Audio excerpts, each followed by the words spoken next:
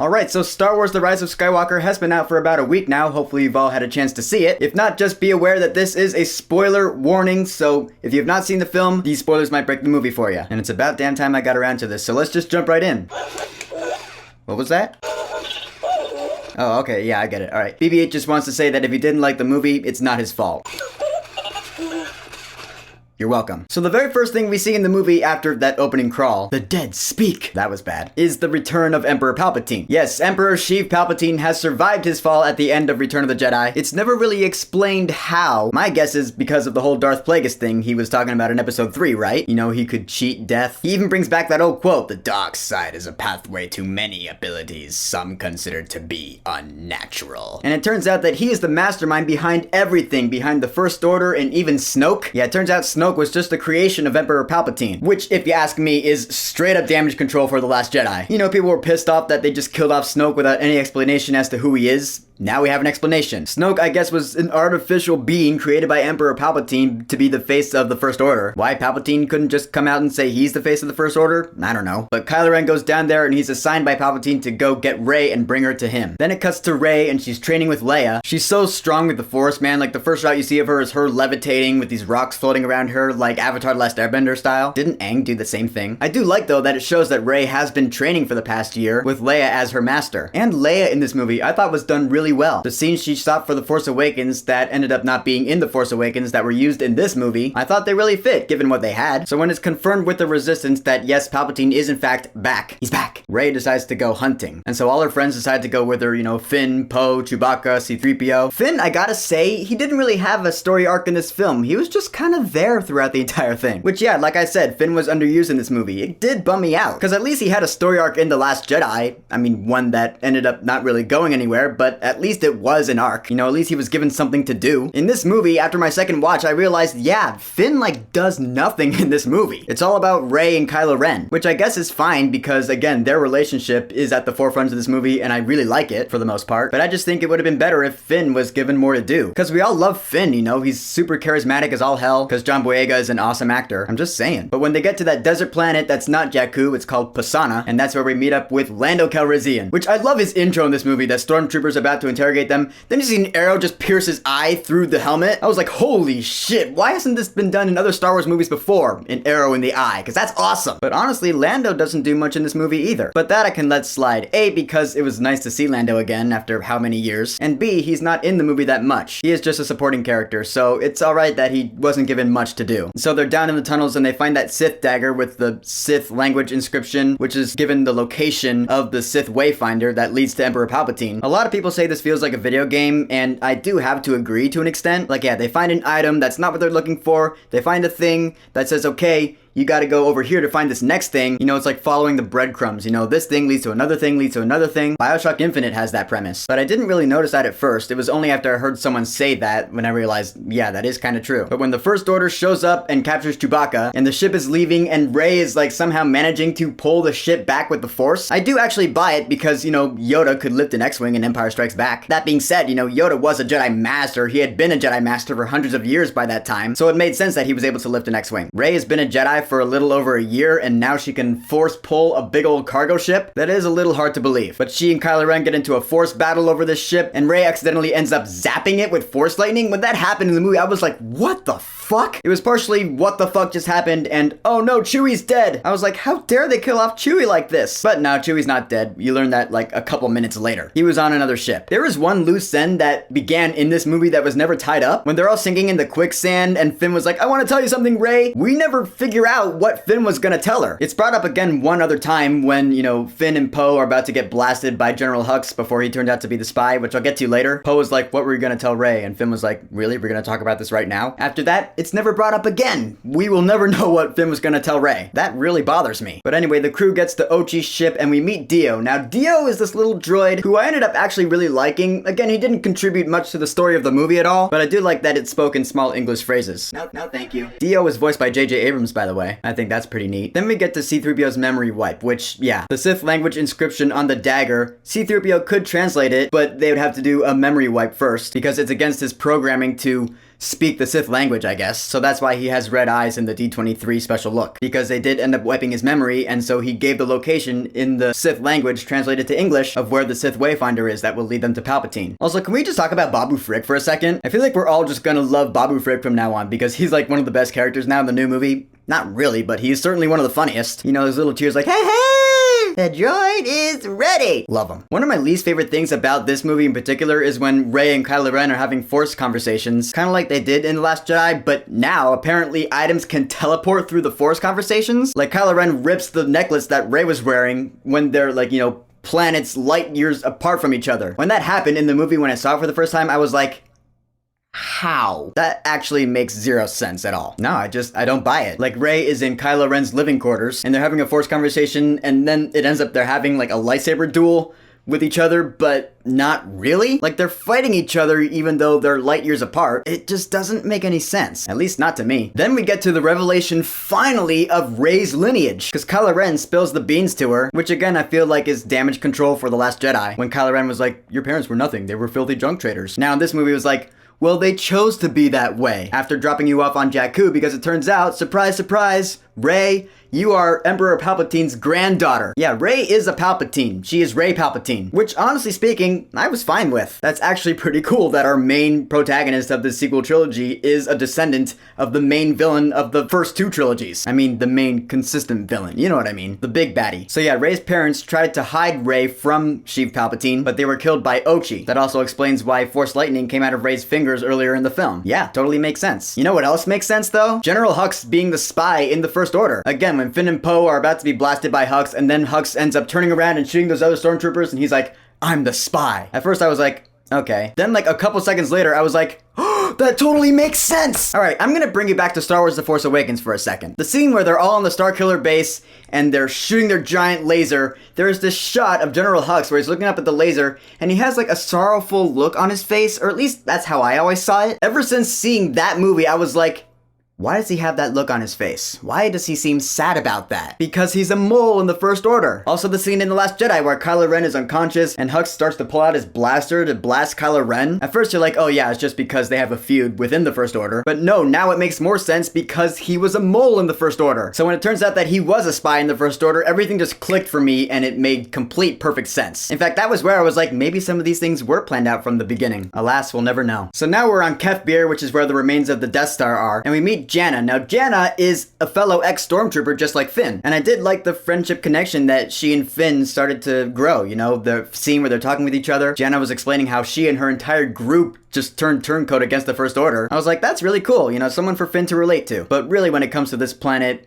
it's the Rey and Kylo Ren stuff that really matters here. Kylo Ren is like, if you want to find Palpatine, you're gonna have to follow me because he crushes the Wayfinder, and so they have a lightsaber duel, which is badass. I kind of see it as like the anti-lightsaber duel from Episode 3. You know, Episode 3, it was with lava spouting up. Episode 9, it was with all this water spouting up. But the fight ends when Leia decides to force contact her son, and Rey just straight up ends up impaling him. When that happened, I was like, oh, holy shit, okay, so Rey just kills Kylo Ren. I guess that's just how the story goes. But no, after Leia dies, Rey senses it, and she decides to force heal Ben Solo. Which I think we all predicted that Leia was gonna die in this movie. Because, you know, Force Awakens killed off Han, Last Jedi killed off Luke. It only makes sense that Rise of Skywalker would kill off Leia. Plus, you know, the whole Carrie Fisher thing, which I'm still sad about. So when Kylo Ren / Ben Solo is sitting there with this wound, Rey kneels down after sensing Leia's death and decides to force heal him. Which is funny because in the second to last episode of The Mandalorian, there was force healing in that episode also. And I watched that right before I saw Rise of Skywalker. So when they introduced force healing in this movie, I was like, oh, that looks familiar. So Rey leaves in Kylo Ren's TIE fighter to go to Exegol, which is where Palpatine is, leaving Kylo Ren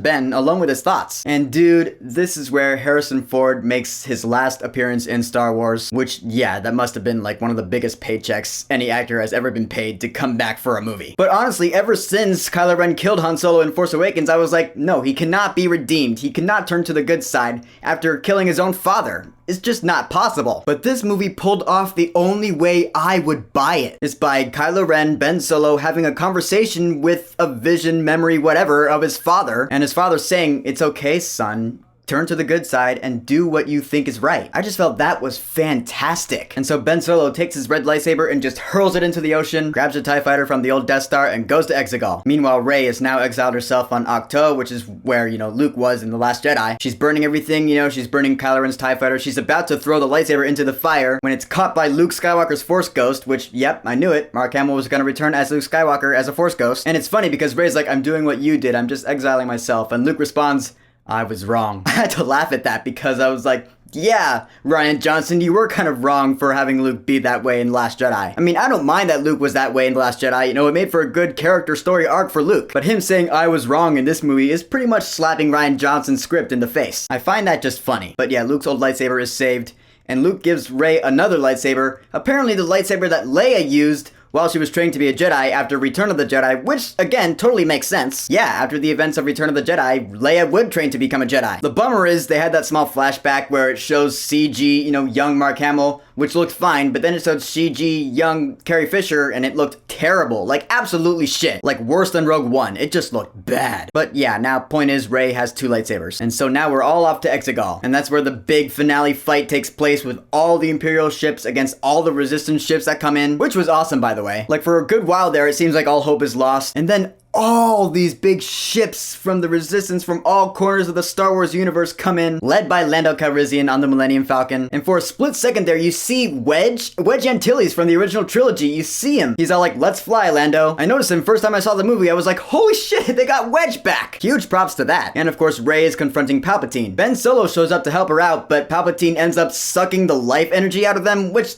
again makes sense because there is Force healing. So I imagine there will be the opposite of that. Force life-taking. Palpatine ends up taking Ben Solo and throwing him off a cliff. And yeah, I also agree that Palpatine, the mechanism he's hooked up to help him get around, does totally remind me of GLaDOS from Portal. I thought of that first time I saw the movie. And Palpatine does this awesome, lightning thing from his fingers. Just ka-doom! The sound design is really cool right there. He just fries all these Resistance ships, and they're all going down. Rey starts doing the meditating thing, and she's like, be with me, be with me. And then you start hearing all these voice cameos from previous actors who have played Jedi in the previous trilogies. You hear Samuel L. Jackson as Mace Windu, you hear Alec Guinness, Ewan McGregor as Obi-Wan Kenobi, you hear Frank Oz, Yoda, Liam Neeson, Qui-Gon Jinn. All these voice cameos come in. I was like, this is actually pretty awesome. So now all the power of the Jedi is within Rey, and I guess all the power of the Sith is within Palpatine, which yeah, I guess Palpatine wants Rey to kill him because his spirit will flow into her body, I guess, and possess her, and now she will be the new Empress, Empress Palpatine, which,